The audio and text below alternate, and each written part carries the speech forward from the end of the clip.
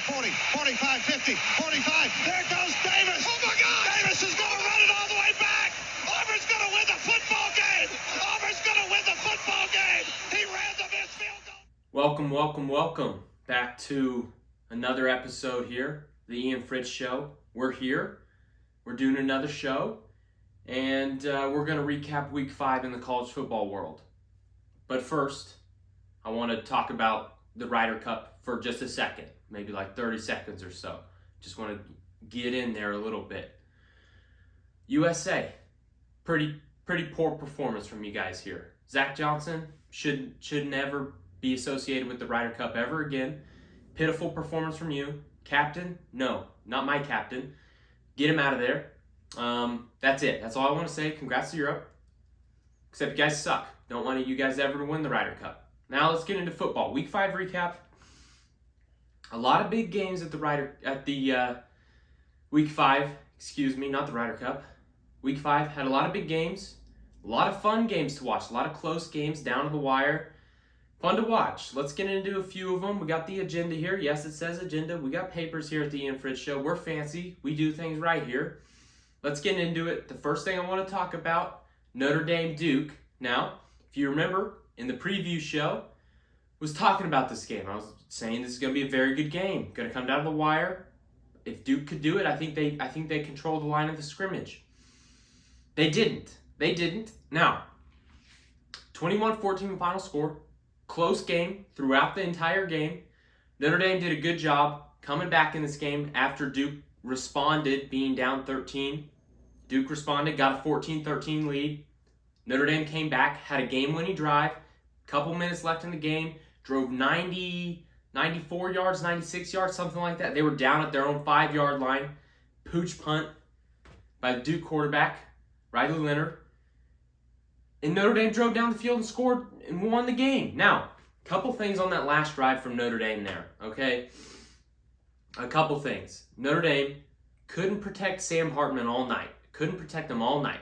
Duke was getting to the quarterback. They were getting to the quarterback, putting pressure on Sam Hartman. Sam Hartman didn't have a game to remember, okay? He had a drive to remember here, though. If you look at his stats, not great. You know, he was like 55% completion percentage, 150 yards. Not impressive from Sam Hartman, okay? He needs to step up if Notre Dame wants to continue winning football games handedly and being in the college football playoff race, okay? He needs to step it up. Back to that last drive. Notre Dame getting down the field. They're moving the ball. Boom, boom, boom.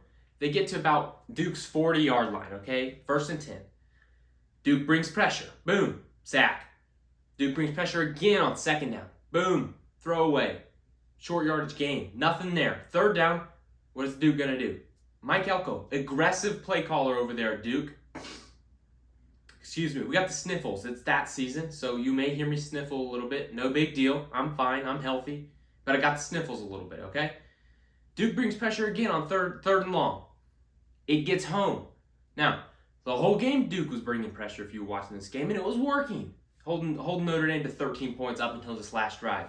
Now, if you watch the game, came down to this play. 4th and 16. 4th and 16, everybody.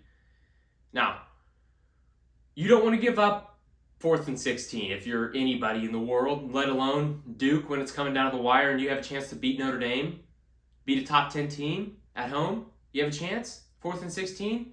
What does Sam Hartman do? Sits in the pocket. Duke brings no pressure. What does that allow Sam Hartman to do? It allows him to sit in the pocket, see if anything's open. It allows him to roll out, and he's still looking. He is eyes down the field the entire play, and he's just standing there. He's back there for an hour and a half. He rolls out, he's standing there for an hour and a half, and he's like, whoa, hey, I got all this green grass in front of me. Let me go run it up. Let me go run up 18 yards and get the 1st down and get this game over with. And he does. Gets the 1st down on 4th and 16. That might have been the play the play that defines Duke's season right there, okay? If they stop them on that 4th and 16, you're talking about a top 10 Duke team. You are. You're talking about a team that jumps into the top 10 if they beat Notre Dame. I'm not joking. You are. However, they dial it back. They don't dial it up. They run the pressure back. They play soft. Everybody likes to go to the soft coverage on 4th and 16. Why would you go away from what's been working the entire game?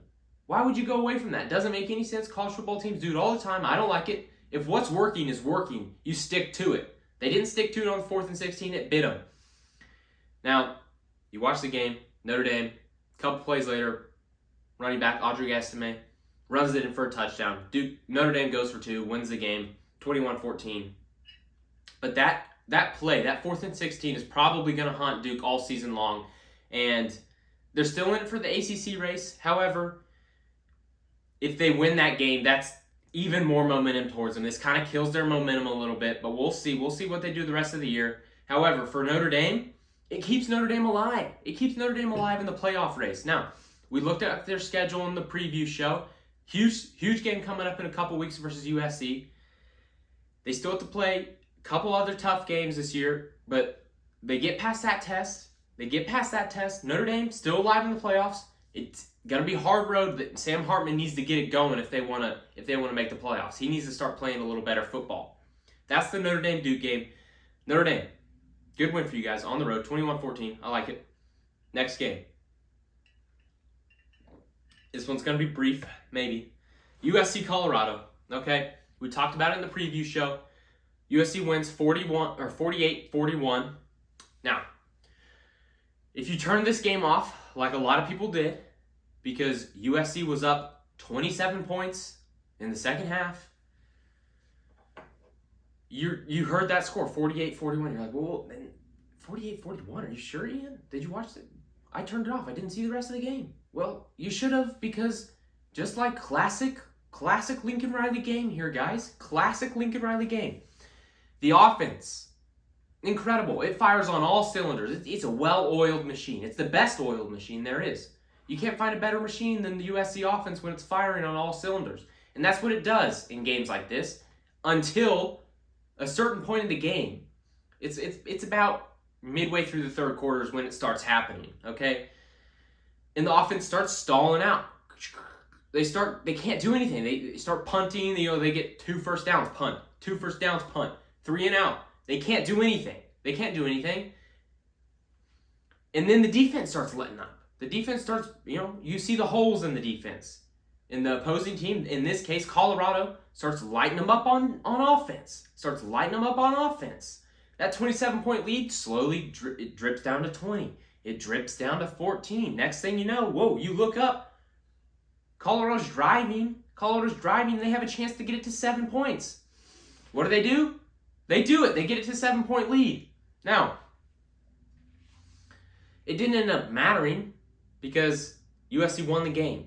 However, USC shouldn't even be anywhere near college football playoff contender talk, okay? Their offense, legit. Everybody knows that. Caleb Williams, absolute dude, okay? Absolute dude. If he plays well enough in a big-time game this year, and they've got a bunch of them coming up. For USC. He could be a certified stud muffin later on in the year. I mean, he's already got the Heisman.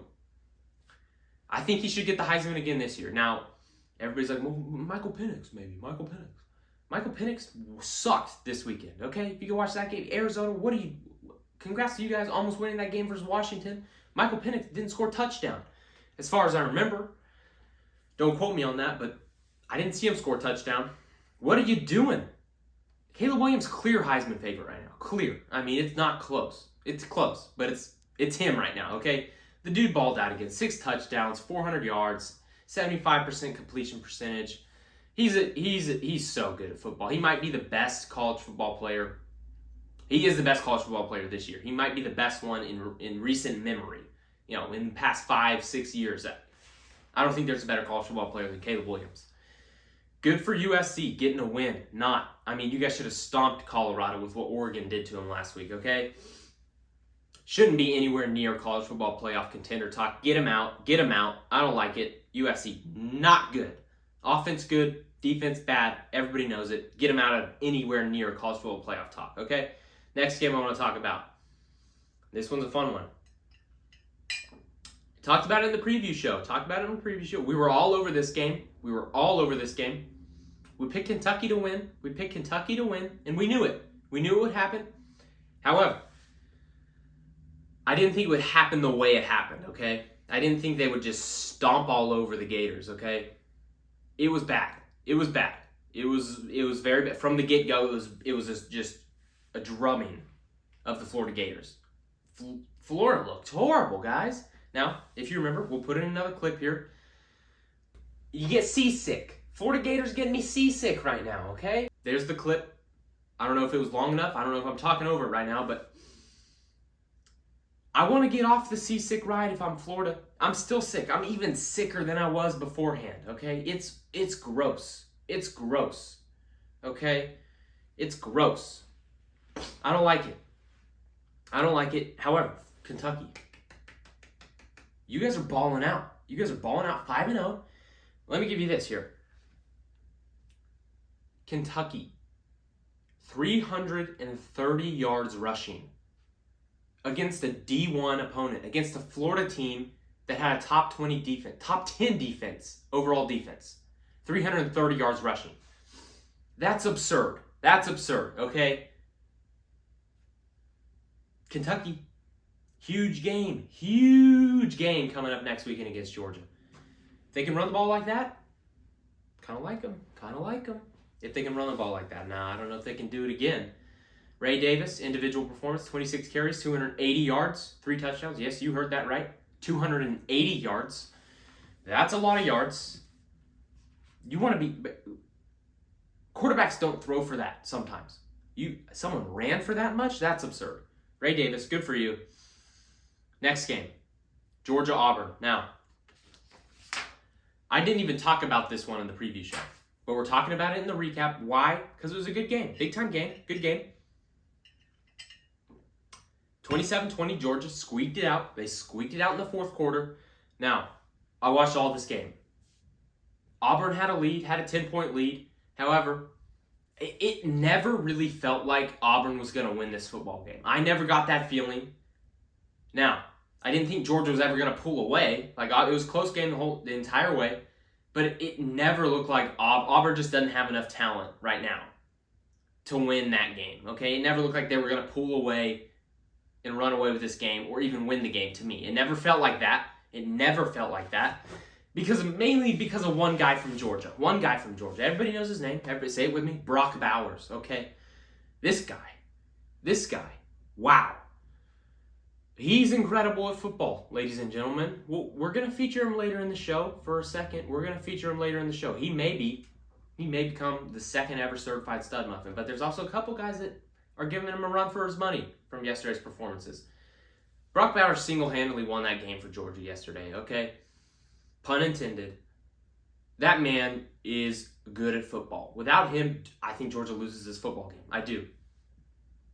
Let's talk about Georgia's defense for a second. As I mentioned, Kentucky. They got Kentucky going to Athens next weekend. Auburn ran the ball really well against Georgia today. Really well. 5 yards a carry, 230 yards, 220 yards, excuse me. If Georgia doesn't fix that run defense next weekend and Kentucky continues to run the ball how they've been running it all year, building off their best performance last weekend, woo! Georgia's in trouble. Ladies and gentlemen. I already don't think they're the best team in the country, but if they don't get the run defense figured out next weekend against Kentucky, it's going to be a struggle all year, and it's going to be a struggle next weekend, okay? It was concerning yesterday against Auburn. That was the only thing Auburn can do. That was the only thing they could do, okay? That's why it never felt like they were going to pull away and win the game, because they couldn't throw the ball. But the run game looked good. Georgia couldn't stop it. 5 yards carry, not good. Next weekend, Kentucky-Georgia, going to be a fun one. Georgia won 27-20. Next game of the year so far. Everybody knows it. Everybody watched it probably. That's LSU Ole Miss. Now, LSU Ole Miss, wow. What a game, okay? 55-49. Yes, you heard that correctly. 55-49.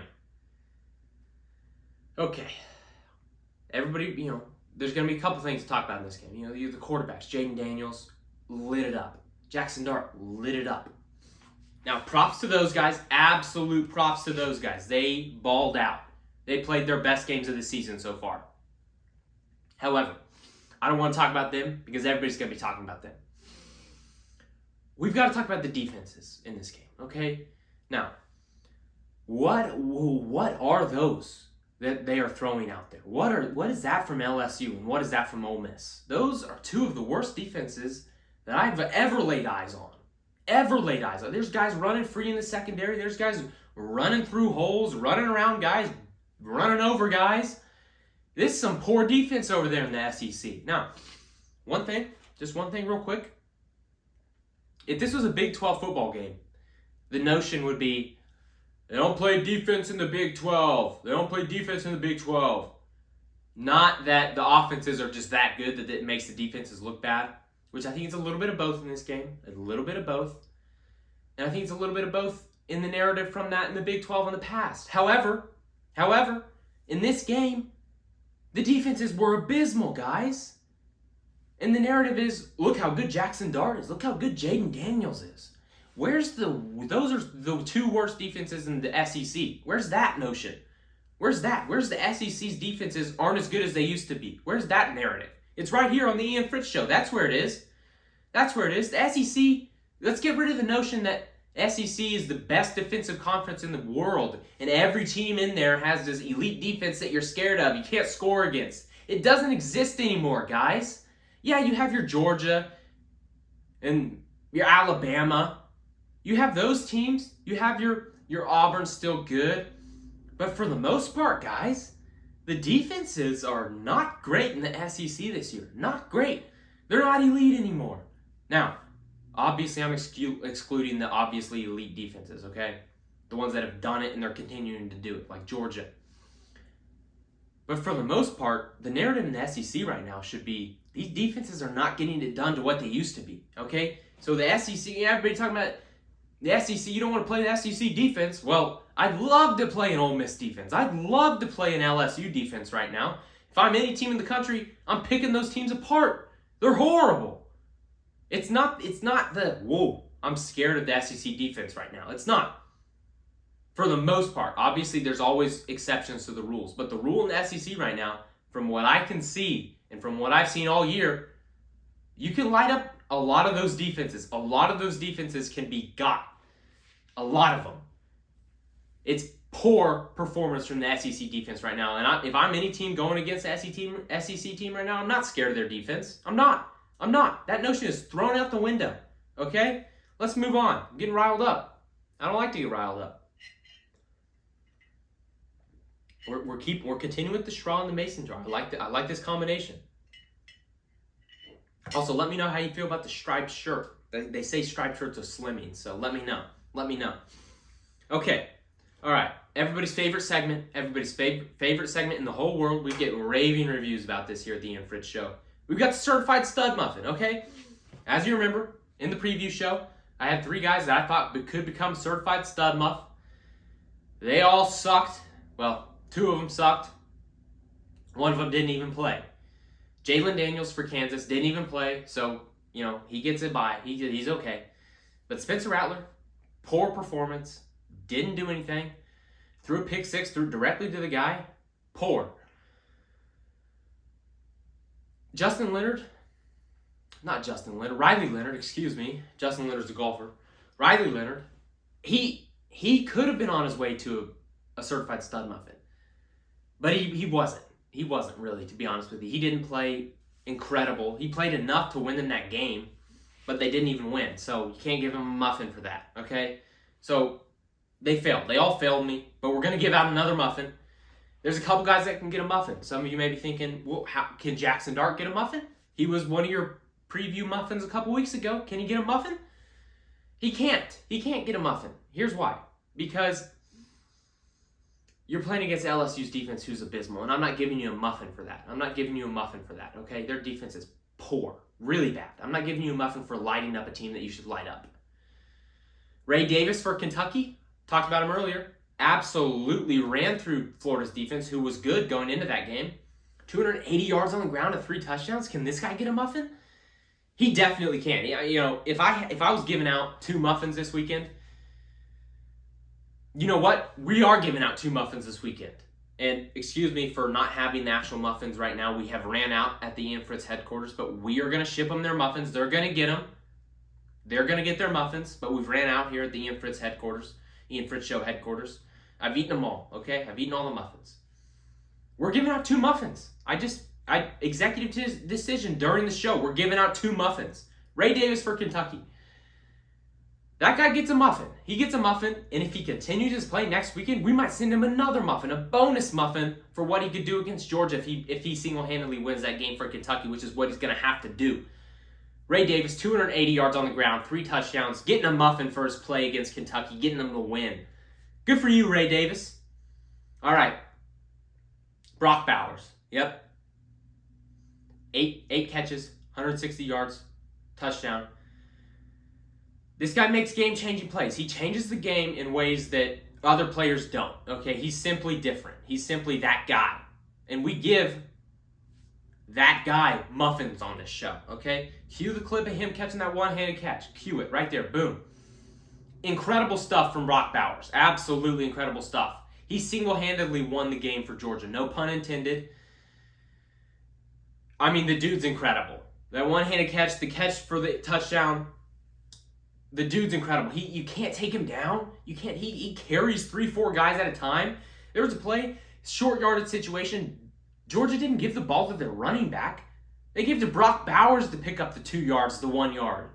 The dude's a machine. He can do it all for Georgia's offense. He's the best tight end in the country by far. Absolutely deserves a certified stud muffin status. And he gets it. Brock Bowers, Ray Davis, congrats to you guys. They're going against each other next weekend. So we'll see. We'll see. Kentucky, Georgia, going to be a fun one. We'll see if the Muffins can continue their muffin status. We'll see what they can do. Good for Brock Bowers. Dude's a stud. Good for Ray Davis. Dude's a certified stud as well. Okay. All right. Everybody's favorite segment of the show. Let's get into it. Yeah, there's 2 favorite segments of the show. We're done with this one as well. The what if poll. Now, I tweeted out earlier today, if you're following me on Twitter. If not, it's going to be right down there. You should do it. It's a fun time over there. The what if poll. Now, if you're new here, the what if poll. There's a lot of movement in the what if, a lot of volatility. Everybody's moving. You move up if you perform well. You move down if you don't. And that's what we do in the what if poll. If you don't perform well, we're moving you down. Okay? That's what we do. Week to week, a lot of fluctuation. I don't want this AP poll, the same thing for 25 straight weeks. No, that's garbage. We do it every week, and we do it here at the What If Show, okay? What If poll, week 6, let's get into it. Number 24, because there are, say it with me, not 25 teams that deserve to be ranked, okay? Kansas State, staying at number 24, didn't do anything, staying there. UCLA, number 23, I'm moving them down 1, not because of what they did. They didn't play. Taking a week off, you can't do that. You can't do that in the what if poll. You take a week off. We want teams that play, and we don't want teams that give it a rest week. We don't want that here at the what if poll. Moving them down, moving up, boom. Fresno State Bulldogs. Sick logo, by the way, there at Fresno State. They're moving up from not ranked. I didn't have them ranked. I wasn't buying into the hype yet. I don't know if I'm still completely buying into the hype, but they're 5-0. They're beating teams handily. They're doing what they need to do. Okay, Fresno State. All right, number 21. This might be a shock to some of you because I'm high on this team. I still think they're a very good football team. But they didn't win yesterday. Didn't perform particularly well, I wouldn't say. Duke. I'm moving the Blue Devils down. Down 7, actually, in fact. Moving them down. Now, they still got chances to move back up in this poll, but if they had won that game, they would be in the top 10 in the what if poll right now, and they're not. Now they're 21st. That's what happens at the what if poll. Number 20 team in the country, Ole Miss. Now, their counterpart in that game, LSU, get them out of the top 24. Anybody that has them still in the top 25 after watching their football games this year deserves to be fired from whatever job they do, okay? LSU is not a top 25 team in the country. That defense, I could run around that defense and score 30 touchdowns a game if I tried. I might. Ole Miss, though, let's talk about them. 20th team in the country. I only moved them up 3. Now, they did win. Big-time game for Lane Kiffin. I said it was a program-defining win. in the preview show. I lied. It wasn't. I was overhyping LSU. That team's not that good. Ole Miss is not that good.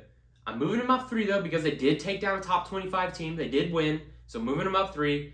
Miami, again, taking the week off, moving them down 1, 19. Missouri Tigers now. You might want to watch out for the Missouri Tigers right now, guys. 5-0, quietly 5-0. Nobody's really giving credit to the Tigers. They look pretty good. Guys. Watched a little bit of that game. I know it's Vanderbilt. They look pretty good. I like the Tigers. Moving them up 3 to 18. Now, 17th in the country. Utah Utes. We moved them down 5 for their loss against the Beavers, okay? And I could have moved them down more. I honestly might have. We're going to keep them at 17 because that's how I do it, but they could be lower. And here's why. Defense is incredible. However, we don't know when Cam Rising's coming back, and they are inept on offense when Cam Rising is not in there. They got a couple backups back there. They're abysmal. Okay? Poor performance. Utah Utes dropping them 5. Number 16 team in the country, Alabama. We're moving them up 1. They did win. They looked awesome. They looked good. We're moving them up 1. Played Mississippi State, though. Terrible team, but they still won, moving them up 1. Oregon State, moving them up 4, baby. You beat a top 25 team, you get to move up. Big things happen when you beat a top team. And that's what happens. Moving them up 4. Oregon State Beavers, number 15 team in the country. Now, this team may shock everybody that I have them this high, but they look good. They look good, guys. Kentucky Wildcats. Yeah. They're all the way up at 14. I think they're that good. I think that run game is legit. I think Ray Davis is legit, and we're going to see what they're made of against Georgia next weekend. I moved them up from not ranked to number 14. That's a lot of spots to move up, but when you go out and do what you did against Florida yesterday, you get to move up a lot. Impressive performance from the Kentucky Wildcats. Now, some of you may see this next one and be like, Ian, they didn't even play. How could you move them up? Well, I'm moving them up because a lot of teams move down. So, and I like them, and I think they're good. North Carolina, moving them up 2. Not much to say. They were on a bye. Washington State, moving them up 1, also on a bye. 11th team in the country. Now, I debated moving this team down. I did. If you remember, it was USC, excuse me. I debated moving them down after their performance yesterday, but I didn't. I kept him at 11. That offense is so good that I think it's going to win them games this year. I kept him at 11, okay? Kept him at 11. Don't get mad at me. Number 10 team in the country, Florida State Seminoles. Yeah, I dropped them. They didn't even play. And I dropped him 3. Why would you drop him 3? Well, I dropped him 3 because we had a lot of movement in the top 10.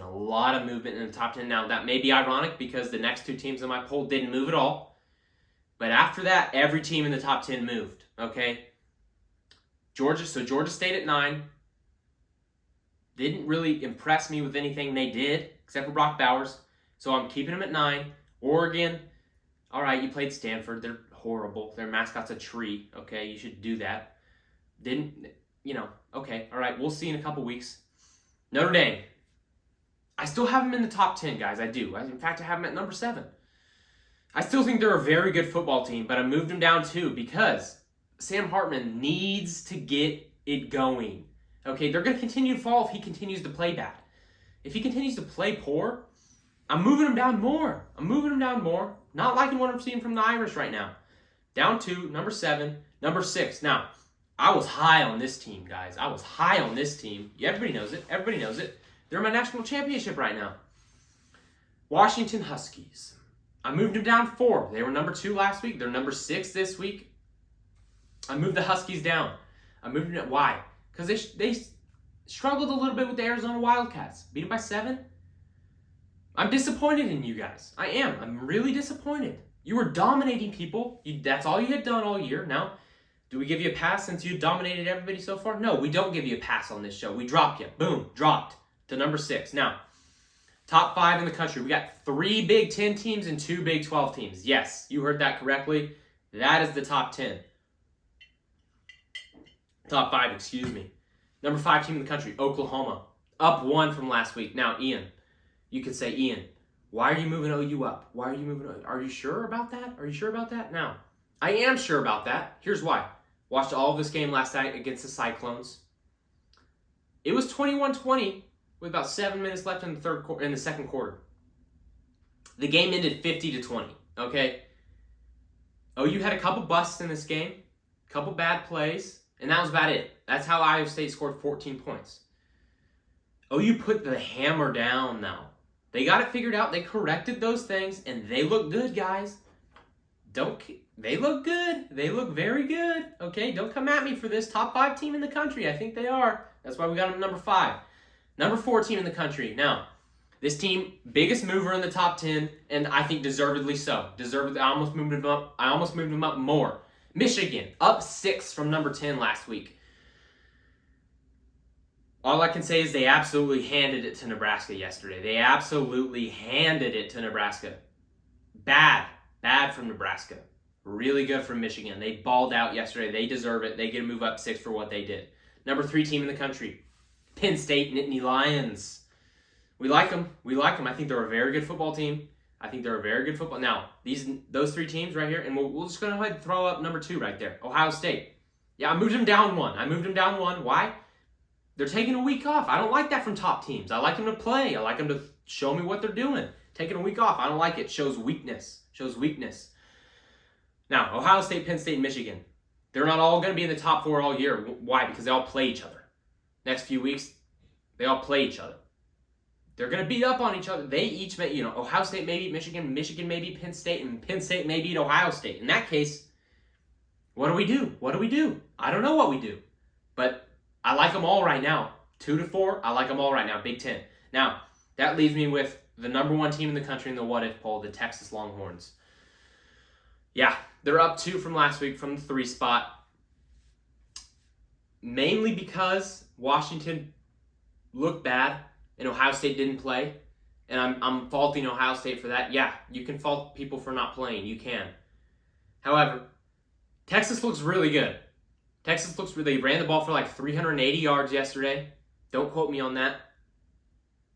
They look really good. We got a huge game coming up next weekend. Red River rivalry. Texas OU, number 1 team versus the number 5 team in the what-if poll. Gonna be a fun game.